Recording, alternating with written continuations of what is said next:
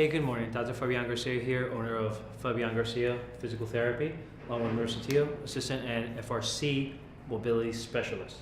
So now within the intermediate series of the upper extremity, I want to go over two more movements that are specific to the ball and socket joint. Why such an emphasis on the ball and socket joint? Because again, it's one of the most unstable joints in the human body. You throw that on top of the scapula, which is one of three floating bones on top of the human body. It's what I call a perfect recipe for disaster. So what Marissa's going to do is she's actually going to go into a profile so she can actually explore the flexion portion, and then we'll follow it up with the extension portion.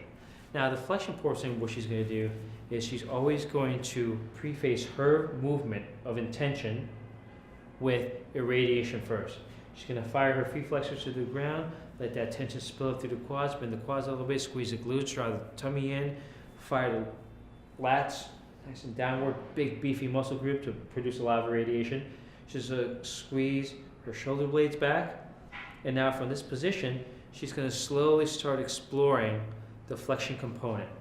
Now, what she really wants to gain awareness of is not A to C, it's A to B.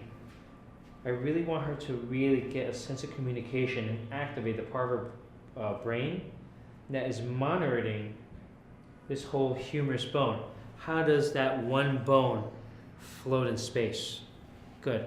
Now what's great about this is that she's actually exploring her end range for 2 seconds. 1, 2. Then she's actually going to come out in a bailout position and roll all the way back and then come down. And she's going to repeat that one more time. Again, I use a lot of stupid analogies to teach. What's really key is exploring the perimeter. Exploring the perimeter is key anytime because we're dealing with an end range system. Stupid analogy I use, be like the dinosaur in Jurassic Park. The dinosaurs that were exploring the perimeter before they went and killed everyone. So what Marissa's doing is she was really good about keeping her rib cage down. Now she's going into this end range now because this is an end range conditioning system. She's going to explore the end for 1, 2 seconds, then bail out, rotate in, come back down. Outstanding.